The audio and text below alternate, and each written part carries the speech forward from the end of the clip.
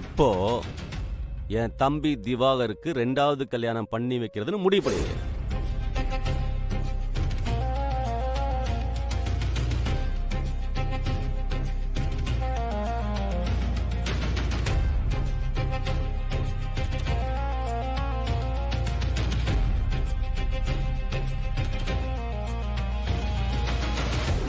யோ ஒவ்வொருத்தர் வீட்டுக்கு போய் நான் ஆம்பளைதான், ஆண்மத்தன்மை இருக்கு, அதோட குழந்தை பெத்துக்க சக்தியும் இருக்கு, தகுதியும் இருக்கு, ஹாஸ்பிட்டலுக்கு போய் டெஸ்ட் எடுத்தேன், ரிசல்ட் நல்லா தான் வந்துச்சு, எனக்கும் என் பொண்டாட்டிக்கும் குழந்தை பிறக்கும், அதனால கொஞ்ச நாள் வெயிட் பண்ணுங்கன்னு சொல்ல சொல்றியா?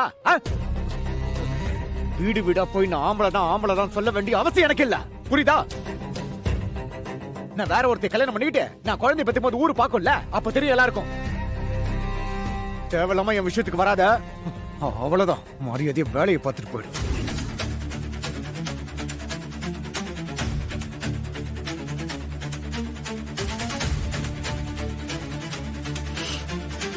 நல்ல வேலை இன்னைக்கு டெஸ்ட் எடுத்து நெகட்டிவ்னு வந்தது. நான் யார்கிட்டயும் சொல்லாம இருந்தது நல்லதா போச்சு. நான் இன்னைக்கு மயக்கம் போட்டு விழுந்து நாள் தள்ளி போயிருக்குன்னு சொன்னதை எல்லாரும் நம்பிட்டாங்க.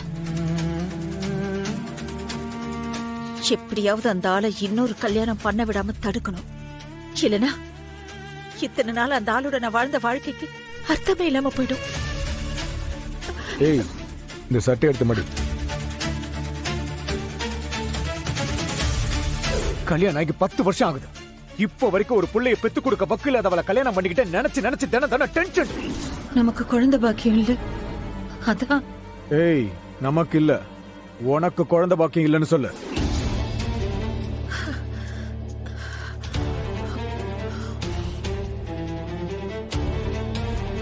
கொஞ்ச நாளைக்கு இந்த பிரச்சனையெல்லாம் தள்ளி போடுறதுக்கு இந்த ஒரே ஒரு வழிதான் இருக்கு.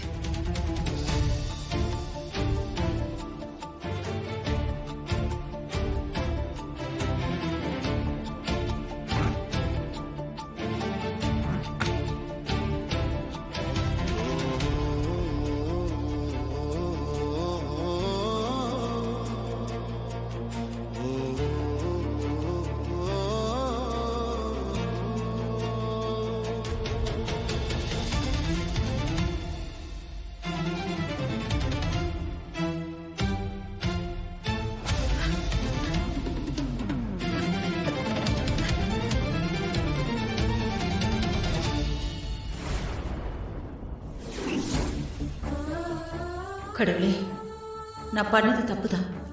பொய் சொல்லி இப்படி எல்லாரையும் ஏமாத்துறோம் என்ற குற்ற உணர்ச்சி எனக்குள்ள இருந்துகிட்டு தான் இருக்கு. ஆனா எனக்கு இதை விட்டு வேற வழி தெரியல. இப்ப நான் இதை பண்ணலன்னா என் புருஷன் கண்டிப்பா இன்னொரு கல்யாணம் பண்ணிப்பாரு. அப்படி ஒன்று நடந்துச்சுன்னா அதுக்கப்புறம் நான் உயிரோடு இருந்து என்ன பிரயோஜனம்? அதனால தான் நான் இப்படி ஒரு காரியத்தை பண்ணேன். தப்போ சரியோ என்ன நடந்தாலும் பார்த்துக்கலான்னு முடிவு பண்ணிட்டேன்.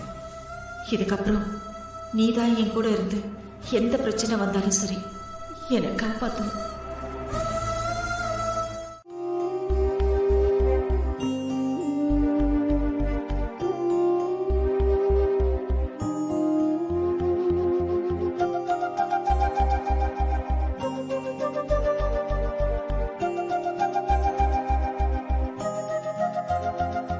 என்ன இன்னும் தூங்கலையா? இல்ல, இன்னைக்கு நடந்ததெல்லாம் யோசிச்சுட்டு இருக்கேன். எல்லாம் ஒரு கனவு மாதிரி இருக்கு. ஏன்? இல்ல, இத்தனை வருஷமா அண்ணி குழந்தை இல்லாம இருந்தப்போ எங்கெங்கயோ போய் வேண்டி பார்த்தாங்க. ஏன், நானே அவங்கள நிறைய கோயிலுக்கு கூட்டிட்டு போயிருக்கேன். அப்பெல்லாம் பிரெக்னென்ட் ஆகாதவங்க இப்ப திவாகரனை இன்னொரு கல்யாணம் பண்றேன்னு சொன்னப்போ கரெக்டா இந்த டைம் பார்த்து பிரெக்னென்ட் ஆயிருக்காங்க பாரு. ஆமால, எதுவுமே நம்ம கையில இல்ல.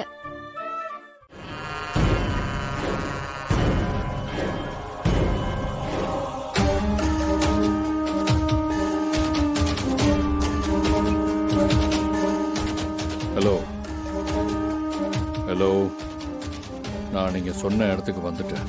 இந்து எங்க? ஏய், இரு, என்ன அவசரம்? உனக்கு எதிரில ஒரு மூட்டை இருக்கா?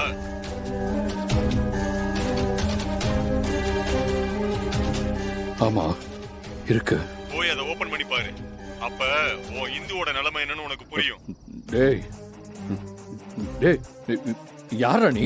டேய் எந்த என்னடா பண்ண? டேய் நீ முதல்ல போய் பாருடா.